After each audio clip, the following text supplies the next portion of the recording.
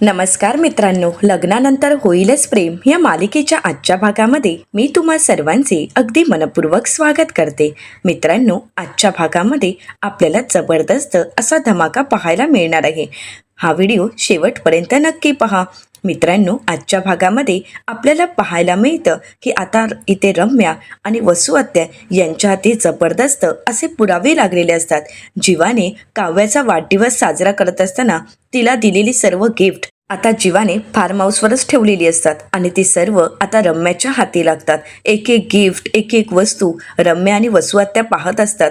एक एक फोटो त्यांच्या हाती लागतात. त्यांचे ते रोमॅन्टिक फोटो पाहून इकडे वसू आत्या आणि रम्याला धक्काच बसतो. रम्या म्हणू लागते, आई अगं ही रोमॅन्टिक फोटो, एवढे सारे गिफ्ट, म्हणजे जीवा आणि काव्याचं खरंच प्रेम प्रकरण चालू होतं आणि कोणाला कळूही दिलं नाही. परंतु आई, हे जर पार्थला कळालं तर त्यानंतर आता वसू आत्या म्हणू लागतात, आता बघ या सगळ्या गोष्टींचा, या सगळ्या वस्तूंचा वापर करून आपण कसा धमाका उडवायचा आहे. तर आता त्याचवेळी रम्याच्या हाती टॅब लागतो. रम्या म्हणू लागते, आई हा टॅब. आता वसू आत्या म्हणतात, बघ बघ ओपन करून बघ, आपल्या हाती काहीतरी नक्कीच पुरावा लागेल. रम्या टॅब ओपन करायला जाते, परंतु बॅटरी डाऊन असते. आता रम्या तिच्याकडची पॉवर बँक घेते आणि त्याद्वारे टॅब ओपन करते. आता ज्यावेळी रम्या टॅब ओपन करते त्यावेळी त्यांच्या पायाखालची जमीनच सरकते, कारण जीवा आणि काव्य यांच्या नात्याचे असंख्य पुरावे त्या टॅबमध्ये त्यांना सापडलेले असतात. आता हे सगळं काही पाहून रम्या तर खुश होते. वसू आत्या म्हणू लागतात, अजून बघ पुढे काही मिळतंय का. तर त्याचवेळी त्यांच्या नात्याचा एक व्हिडिओ, एक रोमॅन्टिक व्हिडिओ रम्याच्या हाती लागतो. रम्या म्हणू लागते, आई अगं रोमॅन्टिक व्हिडिओ आहे. वसू आत्या म्हणतात, रम्या मला सांग, हा जर व्हिडिओ पार्थने पाहिला तर काय होईल ग. रम्या म्हणते, आई दुसऱ्या क्षणी पार्थ माझ्यासोबत लग्न करेल. असं म्हणत रम्या खूप खुश होते. रम्याचा आनंद काही गगनात मावत नसतो. वसू आत्या म्हणतात, म्हणजे आपलं काम झालं. असं म्हणत ते टॅबमध्ये असणारे सर्व फोटो पाहत असतात आणि त्याचवेळी अनिशासोबत आता जीवाचा फोटो सापडतो. आता अनिशाचा फोटो मिळताच रम्या म्हणू लागते, बघितलंस ना, हिलाही सगळं काही माहीत आहे. आता हिचा फोटो तर आपल्या हाती लागलाच आहे, आता हिची सुद्धा वाट लावायची. वसू आत्या म्हणतात, नाहीतर काय. तर रम्या म्हणते, याचाच अर्थ सुनीताच्या कॅफेमध्ये हे दोघेही एकमेकांना भेटायला जायचे. वसू आत्या म्हणतात, हो ग, म्हणजे काव्याचा बॉयफ्रेंड हा जीवाच आहे आणि त्याचे सगळे पुरावे आता आपल्या हाती आहेत.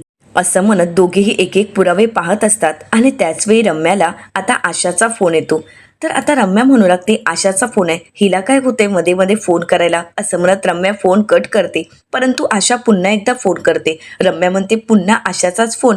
वसू आत्या म्हणतात, उचल ग बाई फोन.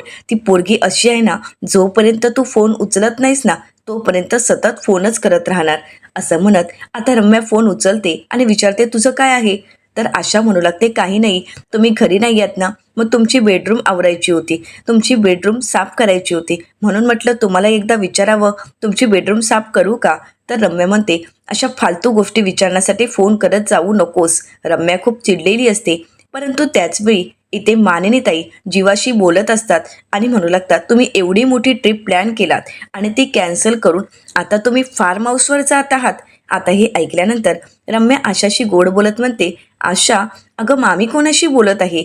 तर आता आशा म्हणू लागते, त्या जीवादारांशी बोलत आहेत. तर रम्या म्हणते, ती फार्म हाऊसचं काय बोलत आहे. तर आशा म्हणते, काही नाही, त्यांची जी ट्रिप होती ना ती कॅन्सल झाली आणि म्हणूनच ते सर्वजण आपल्या पनवेलच्या फार्म हाऊसवर जात आहेत. आता मात्र इथे रम्याला धक्काच बसतो. रम्या घाबरतच आशाचा फोन ठेवते. तर दुसरीकडे मानिनीताई जीवाला म्हणतात, अरे जीवा, तुम्ही कधीपर्यंत पोहोचणार आहात फार्म हाऊसवर. जीवा म्हणतो, आत्ता 1 टन मारला की त्यानंतर फार्म हाऊस डोळ्यासमोरच असेल. असं म्हणत जीवा, नंदिनी, काव्या आणि पार्थ सर्वच जण आता फार्म हाऊसच्या दिशेने निघालेले असतात. इकडे मात्र रम्या पूर्णपणे घाबरून गेलेली असते. वसू आत्या विचारतात, रम्या काय झालंय, तू का घाबरलीयस. रम्याला काय बोलावं काहीच सुचत नसतं. वसू आत्या म्हणतात, रम्या अगं सांग काहीतरी, तू जर बोललीच नाहीस तर मला कळणार कसं. तर रम्या म्हणू लागते, आई ते चौघही ट्रिपला जाणार होते. तर वसू आत्या म्हणतात, हो अगं, आपण निघाल्यानंतर ते नंतर निघणारच होते, एव्हाना ते कुर्गला पोचलेही असतील. तर आता रम्या म्हणू लागते, नाही आई, अगं माझं ऐकून तरी घे, त्यांची ट्रिप कॅन्सल झाली आहे आणि म्हणूनच ते चौघही पनवेलच्या म्हणजे याच फार्म हाऊसवर येत आहेत. आता हे ऐकल्यानंतर वसू आत्यांनाही धक्का बसतो. वसू आत्या म्हणतात, काय काय म्हणतेस तू. म्हणजे आता ते कधीही कुठल्याही क्षणी इथे येऊ शकतात आणि त्यांना जर आपण इथे सापडलो तर, त्यांनी जर आपल्याला पाहिलं तर? रम्या म्हणते, नाही आई, काही झालं तरी सुद्धा आपण त्यांच्या हाती लागायला नको. जर आपण त्यांना सापडलो तर आपला खेळ संपला. वसुआत्या म्हणतात, मग चल आपण लवकरात लवकर इथून निघूया. आणि त्याचवेळी आता गाडीच्या हॉर्नचा आवाज येतो. वसुआत्या म्हणतात, अगं गाडीचा आवाज आलाय, म्हणजे आलेत वाटतं ते. रम्या, अगं चल हे सर्व पुरावे आपल्या बॅगमध्ये भर. रम्या म्हणते, पण बॅग कुठे आहे? आता दोघींच्याही काही लक्षातच नसतं. दोघे विचार करू लागतात. त्याचवेळी त्यांच्या लक्षात येतं की आपण आपल्या बॅगा खालीच विसरलो आहोत. तर आता दोघेही खिडकीतून गाडी आली की पाहण्यासाठी डोकावून पाहतात. परंतु त्याचवेळी त्यांच्या बॅगा त्यांना खाली दिसतात. वसुआत्या म्हणू लागतात, रम्या अगं बॅगा तर खालीच राहिलेत, जा घेऊन ये. आता रम्या धावत पळत जीवाच्या आकांताने आपला जीव वाचवण्यासाठी त्या बॅगा घेण्यासाठी बाहेर येते. तर दुसरीकडे वसुआत्या तिथे असणाऱ्या अजून काही पुरावे सापडतात का पाहत असतात. त्याचवेळी वसुआत्यांच्या हाती एक गिफ्ट सापडतं, परंतु त्यावर काय लिहिलेलं आहे हे वसुआत्यांना वाचता येत नाही आणि म्हणूनच वसुआत्या आता लाईट ऑन करतात. परंतु लाईट ह्या ऑन केल्यानंतर येत जात असतात. ट्यूबलाईटचा प्रॉब्लेम असतो तरीसुद्धा वसुआत्यांना त्या गिफ्टवर काय लिहिलं आहे ते वाचायचं असतं. आता वसुआत्या पाहतात तर त्यावर लिहिलेलं असतं, माय लव्ह काव्या फ्रॉम जीवा. आता हे सर्व काही गिफ्ट जीवाने काव्याला दिलेले असतात याचा भक्कम पुरावा त्यांच्या हाती लागतो. तर दुसरीकडे रम्या घाईघाईने फार्म हाऊसच्या बाहेर येते आणि आपल्या बॅगा घेऊन ती फार्म हाऊसमध्ये पुन्हा एकदा निघून जाते. आता ज्यावेळी रम्या फार्म हाऊसमध्ये एंट्री करते त्याचवेळी यांची गाडी आता फार्म हाऊसच्या दिशेने आलेली असते. आता पार्थ गाडी लावतात, सर्वजण गाडीतून उतरतात. तर आता नंदिनी म्हणू लागते, किती दिवसानंतर आपण आपल्या फार्म हाऊसवर आलो आहोत. हो ना, खरं तर जीवांच्या बड्डे नंतर पहिल्यांदाच आलो आहोत, असं म्हणत सर्वजण आता गाडीतील बॅगा काढत असतात. त्याचवेळी जीवाचं लक्ष तिथे ठेवलेल्या शेकोटीच्या लाकडांकडे जातो. जीवाला तो क्षण आठवतो आणि हे सगळं काही आता काव्यही पाहत असते. जीवाला तो क्षण आठवतो ज्यावेळी काव्य जीवाला म्हणालेली असते, तू सगळं काही लपवशील, परंतु या टॅटूचं काय? आणि त्याचवेळी जळतं लाकूड घेऊन जीवाने तो टॅटूही मिटवून टाकलेला असतो. हे सर्व क्षण आता त्यांच्या डोळ्यासमोर असतात. त्या आठवणी त्यांना आठवतात. आता या सर्व आठवणी आठवताच जीवा त्यामध्ये हरवून जातो. तर आता काव्या जीवाला भानावर आणते आणि खुणावूनच या सगळ्या गोष्टी आता विसरून जा असं सांगते. आता जीवा ज्यावेळी मागे येऊन पाहतो तर त्याचवेळी जीवाचा लक्ष फार्म हाऊसच्या इथे अडगळीच्या खोलीजवळ जातो आणि तिथे लाईट चालू असतात हे जीवाच्या लक्षात येतं. जीवा म्हणू लागतो, अडगळीच्या खोलीतील लाईट का चालू आहेत? तिथे तर कोणीच नसतं, मग लाईट का चालू आहेत? कोणी आलं तर नसेल ना? जीवाच्या लक्षात येतं की तिथे सर्व काही पुरावे आहेत. जीवा म्हणतो, तिथे गेल्यानंतर सर्व पुरावे समोर असतील, परंतु जावं लागेल. असं म्हणत आता जीवा फार्म हाऊसमध्ये निघालेला असतो. इकडे वसुआत्या आणि रम्या सर्व बॅग भरत असतात. वसुआत्या म्हणू लागतात, रम्या सर्व पुरावे बॅगमध्ये भर. असं म्हणत दोघीही घाईघाईने सर्व पुरावे बॅगमध्ये भरत असतात आणि त्याचवेळी जीवा आता अडगळीच्या रूमच्या दिशेने येत असतो. आता नंदिनी जीवाला आवाज देते तर जीवा म्हणतो, आलो, 2 मिनिटात आलो. आणि हा आवाज आता वसुआत्या ऐकतात आणि रम्याला म्हणू लागतात, रम्या जीवा याच दिशेने येत आहे, आपल्याला लवकरात लवकर निघायला हवं. असं म्हणत जीवा येण्या अगोदर वसुआत्या आणि रम्या तिथून निघत असतात.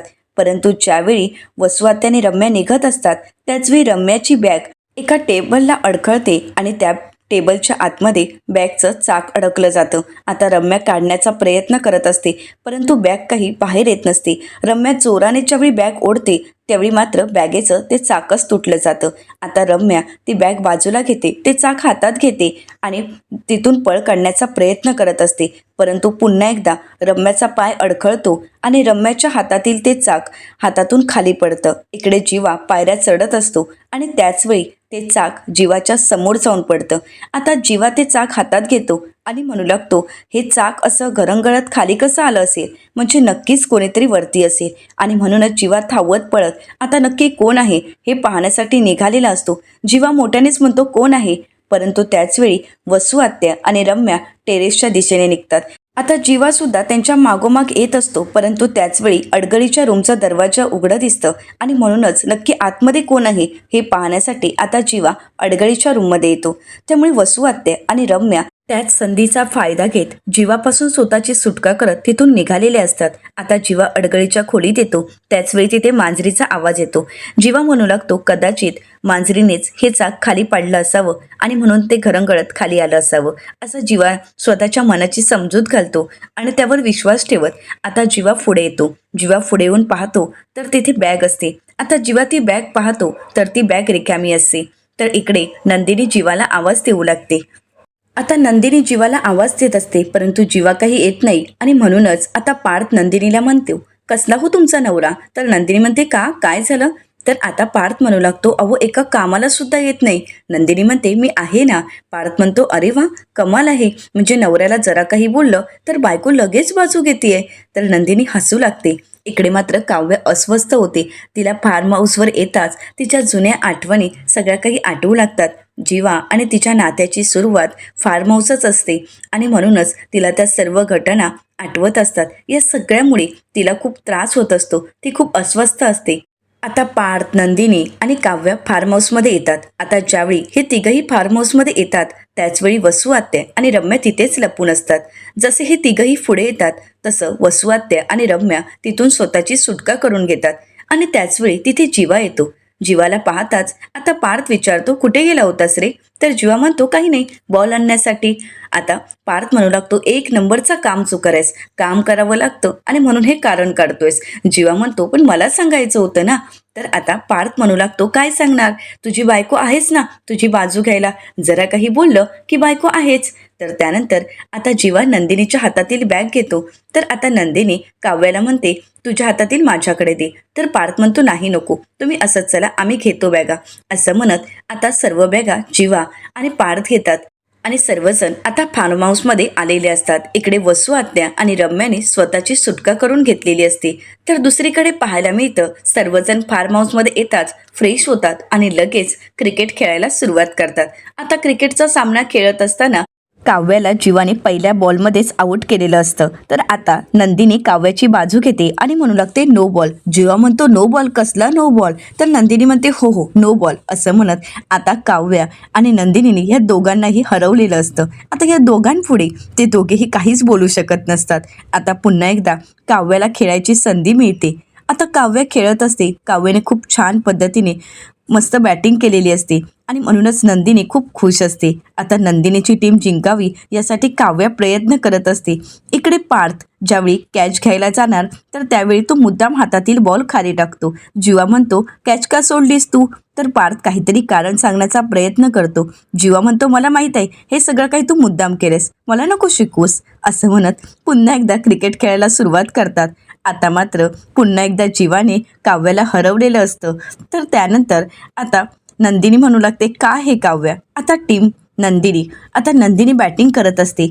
आता ज्यावेळी नंदिनी बॅटिंग करत असते त्यावेळी तिला बॅटिंग काही जमत नसते आणि सर्व तिच्यावर हसू लागतात आणि म्हणूनच आता जीवा स्वतः नंदिनीला बॅटिंग कशी करायची हे शिकवत असतो.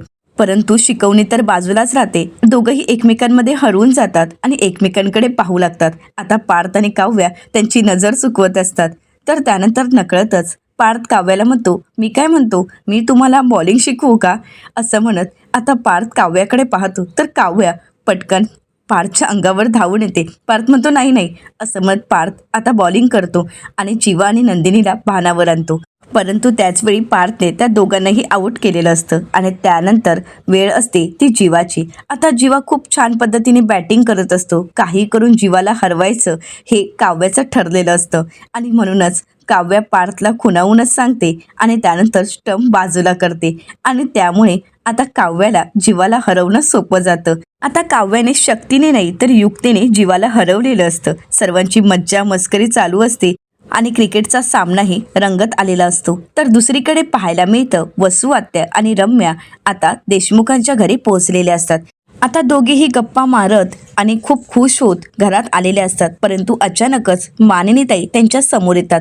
आता दोघेही घाबरतात, दचकतात आणि एकमेकींकडे पाहतात. रम्या म्हणू लागते, मामी तू? तर मानिनीताई म्हणतात, काय दचकायलाच काय झालंय आणि एवढे का घाबरलात? मीच आहे ना. रम्या म्हणते, हा मामी तूच आहेस. तर वसू आत्या म्हणतात, नाही अगं, तू अशी अचानकच समोर आलीस ना म्हणून. तर मानिनीताई म्हणतात, बरं ठीक आहे, पण मला सांगा तुम्ही सकाळीच पहाटे निघाला होता आणि असं अचानकच घरी कसे काय आलात? तुम्ही लग्नाला गेला होता ना? मग अशा अचानकच एवढ्या लवकर घरी कशा आलात? आता मात्र मानिनीताईंचा हा प्रश्न ऐकून रम्या आणि वसुआत्या एकमेकींकडे पाहू लागतात. त्यांना काय बोलावं काहीच कळत नसतं. तर दुसरीकडे पाहायला मिळतं क्रिकेटचा सामना खेळून आणि खूप मज्जा मस्ती करून चौघही थकून गेलेले असतात. चौघही तिथेच लॉनवर पडतात आणि झोप पडल्या पडल्या नंदिनी आणि काव्याला मात्र गाढ झोप लागते.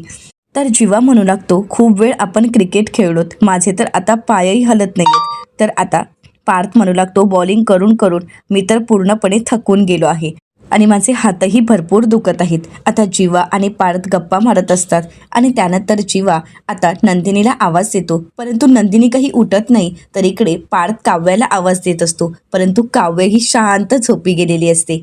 तर आता जीवा पार्थला विचारतो, पण भाई जेवणाचं काय? तर पार्थ म्हणतो, या मुलींना माहीत असेल, असं म्हणत दोघेही आपापल्या बायकांना उठवत असतात, परंतु दोघेही शांत झोपी गेलेले असतात. तर आता पार्थ म्हणू लागतो, काव्य उठा ना. आता काव्य उठते आणि म्हणू लागते, काय चाललंय? काय ही भुनभुन लावली आहे तुम्ही? रोज आम्ही स्वयंपाक बनवतोच ना, मग आज एखाद्या दिवशी तुम्ही बनवले तर काय हरकत आहे? आता आम्ही स्वयंपाक बनवणार नाही, कारण आम्हा दोघींनाही ब्रेक हवा आहे, असं म्हणत काव्या आणि नंदिनी स्वयंपाक बनवण्यासाठी नकार देतात. तर पार्थ काव्याला म्हणतो, हो का? पण इथे ज्यावेळी पहिल्यांदा आपण आलो होतो ना, त्यावेळी स्वयंपाक मीच बनवला होता. काव्या म्हणते, देशमुख, तुम्ही एकदा स्वयंपाक बनवला, आम्ही रोजच बनवत असतो, तेव्हा आम्ही बोलतो का काल स्वयंपाक बनवला होता, आज नाही बनवणार, आज बनवला होता, उद्या नाही बनवणार? नाही ना? मग आता तुम्ही बघा काय करायचं ते. तर पार्थ म्हणतो, यावर माझ्याकडे एक सोल्युशन आहे, चिठ्ठ्या, असं म्हणत पार्थ आता चिठ्ठ्या काढतो. तर काव्य म्हणते, यातही यांनी चिटिंग केली असतात. ताई मी सांगते, या चिठ्ठ्यांमध्ये या दोघांचं नाव नक्कीच नसणार. तर नंदिनी म्हणते, काव्य ग तू टेन्शन का घेतेस? जर या चिठ्ठ्यामध्ये या दोघांपैकी एकाचंही नाव नाही आलं तर मग मात्र आपण पुन्हा एकदा चिठ्ठ्या उडवायच्या आहेत. तर जीवा म्हणतो, ओ चकाचक बाई, किती बोलणार आहात, चिठ्ठी तरी उचला. आता नंदिनी चिठ्ठी उचलते. तर जीवा म्हणतो, हिचंच नाव असणार आहे. नंदिनी आता सर्वांकडे पाहू लागते. तर दुसरीकडे पाहायला मिळतं मानिनीताईंच्या बोलण्याने, त्यांच्या या प्रश्नाने वसुआत्या आणि रम्या दोघीही घाबरून गेलेल्या असतात. तर मानिनीताई त्यांना भानावर आणत विचारतात, काय झालं? मी काहीतरी तुम्हाला विचारतेय. वसुआत्या म्हणतात, हो ते ना, अगं आम्ही लग्नालाच निघालो होतो, परंतु काय झालं, रम्याला इथे कामाची काळजी वाटत होती, म्हणजे सतत तिला गिल्ट वाटत होतं. काल विक्रम ओरडला ना, मग तिला वाईट वाटलं. ती म्हणायला लागली, नाही, मी असं काम सोडून लग्नाला जाणं योग्य वाटत नाही आणि म्हणूनच आम्ही रिटर्न आलो. तर आता मानिनीताई म्हणतात, काय खरंच? तर वसुआत्या म्हणतात, हो ना, अगं तिचं लक्षच लागत नव्हता, ती सतत म्हणायला लागली, मी असं लग्नाला येणं आणि काम अर्धवट सोडणं योग्य वाटत नाही, त्यापेक्षा आपण रिटर्न जाऊयात. म्हणून म्हटलं, बरं ठीक आहे, आपण येऊयात. तर रम्या म्हणते, हो ना अगं मामी, तोच बघ ना, जीवा एवढा मन लावून काम करतो, पार्थने तर बॅनर्जी ग्रुपचा एवढा मोठा प्रोजेक्ट मिळवला आहे, ते काम त्याला मिळालं आहे, पण माझेच काही इम्प्रूव्हमेंट दिसत नाही. म्हणून म्हटलं की नाही, आता कामावर फोकस करायचा आणि म्हणूनच लग्न कॅन्सल केलं आणि आम्ही थेट इकडे आलो. आता यांच्या बोलण्यामध्ये काही खरं वाटत नसतं आणि म्हणूनच मानिनीताई म्हणतात, म्हणजे जाताना एवढ्या हट्टाने तुम्ही तिथे निघून गेला होता, म्हणजे जाताना विक्रम रम्या तुला कामाबद्दल बोलत होते, तर तू मात्र लग्नाला जाण्याच्या घाईत होतीस. तू काम तर काही पूर्ण केलंच नाही, परंतु आता पुन्हा तुला असं गिल्ट वाटलं, काय उपरती झाली आणि तू पुन्हा एकदा तुम्ही मागे आलात. रम्या म्हणते, हो. तर मानिनीताई त्या दोघींकडेही पाहतात आणि म्हणू लागतात, काय खरं काय खोटं मला तर काहीच कळत नाहीये. आता दोघेही म्हणतात, आम्ही खरंच बोलत आहोत. तर मानिनीताई म्हणतात, हो का? मग मला सांग रम्या, अगं तू विक्रम जर ओरडलेत तर तू बाहेर तर गेलीस, परंतु काम तर काही केलं नव्हतं, हे तितकंच खरं आहे. पण बाहेर गेल्यानंतरही तू काम करू शकली असतीस, कारण तुम्हा मुलांकडे लॅपटॉप तर असतातच ना. तर रम्या म्हणते, नाही का मामी, मी तर माझा लॅपटॉप घेऊनच गेले नव्हते. वसुआत्या म्हणतात, हो ना, घाईघाईत ती लॅपटॉप विसरली होती आणि म्हणूनच म्हणायला लागली की आता मी कामही करू शकत नाही आणि म्हणून मी म्हटलं, बरं ठीक आहे, आपण घरीच जाऊ, असा विचार केला आणि आम्ही परत घरी आलो. असं म्हणत आता दोघीही मानिनीताईंना फसवत असतात, परंतु मानिनीताईंनी यांची शाळा अगदी बरोबर घेतलेली असते आणि त्यांना या दोघांचे डावपेचही अगदी बरोबर माहीत असतात. तर वसुआत्या म्हणतात, चल तुझं काम करायचं आहे ना. रम्या म्हणते, हो ग, भरपूर काम पेंडिंग आहेत, असं म्हणत दोघेही निघत असतात. तर मानिनीताई म्हणतात, मी अशासाठी विचारतेय की दुपारचं जेवण मी माझं आणि आशाचं बाहेरूनच ऑर्डर केलं आहे, तुम्ही अशा अचानकच येणार हे मला माहीत नव्हतं ना, त्यामुळे तुम्हाला त्या दोघांना जेवणामध्ये धरलं नाहीये. त्यामुळे तुमच्या जेवणाचं काय? तुम्ही काही खाणार आहात का? तर आता वसू आत्या म्हणतात, छे छे, आम्हाला काहीच नको आहे, आमचं पोट भरलंय. हो की नाही रम्या? रम्या म्हणते, हो ना, आमचं पोट भरलं आहे, चल चल आम्ही येतो. असं म्हणत दोघीही घाईघाईने बेगा घेऊन रूमच्या दिशेने निघत असतात. आता त्या दोघीही काहीतरी लपवत असतात हे मानिनी ताईंना चांगलंच माहीत असतं. त्या मनाशीच म्हणतात यांचं पोट नक्की कशाने भरलं असेल. आणि त्याचवेळी त्यांचा लक्ष रम्याच्या बॅगकडे जातो. तर त्या मनाशीच म्हणतात रम्या अशी चाक तुटलेली बॅग घेऊन गेली असावी. आता मात्र या दोघीही काहीतरी लपवत आहेत हे त्यांना बरोबर कळालेलं असतं. तर येणाऱ्या पुढील भागामध्ये आपल्याला पाहायला मिळतं जीवा आता काव्याला म्हणू लागतो की काही झालं तरी मला नंदिनीला दुखवायचं नाहीये, कारण माझं तिच्यावर प्रेम आहे. आता हे ऐकल्यानंतर काव्याला धक्काच बसतो. तर दुसरीकडे वसू आत्या सर्व पुरावे पाहतात आणि रम्याला म्हणतात, रम्या आपल्या हाती यापेक्षाही भयंकर पुरावा मिळायला हवा, जेणेकरून त्या चौघांचंही आयुष्य उद्ध्वस्त होऊ शकतं. पार्थच्या आयुष्यातून ती काव्या कायमची दूर जाऊ शकते आणि इकडे जीवा आणि नंदिनी यांचं आयुष्य उद्ध्वस्त होईल. आणि त्याचवेळी त्यांच्या हाती एक टॅटूचं कार्ड लागतं. आता वसू आत्या ते कार्ड पाहू लागतात. तर दुसरीकडे पाहायला मिळतं आता काव्या जीवाला म्हणते, मग तू तुझ्या मनातील प्रेम ताईसमोर व्यक्त केलंयस की नाही? तर जीवा म्हणतो, मला भीती वाटते. तर आता काव्या म्हणू लागते, घाबरतोयस कशाला?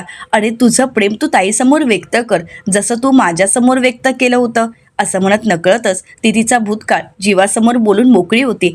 तर जीवा आता काव्याकडे पाहू लागतो.